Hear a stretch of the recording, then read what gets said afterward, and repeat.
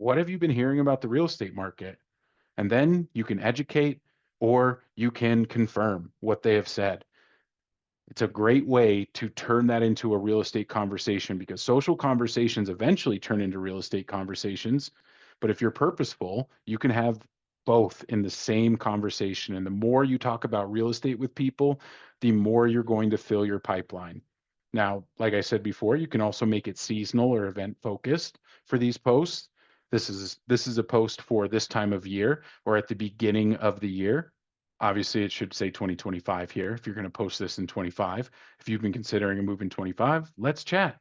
You put this out to all your social media, everybody in your B&E group, and then you call all of them and you ask them, what's your real estate plan for 2025? And if they saw this, great. You now are chatting with them currently. And they're like, oh, yeah, I saw your post, Stephen. I've been meaning to call you. I'm so glad you reached out. Not everybody's going to say it, but someone is. That's how you fill your pipeline. And that is the DTD2 process, y'all. Today we talked about organizing your database, tagging your SOI, tagging your VIPs, tagging the first letter of their last name, and tagging the DTD2 group tags. From there,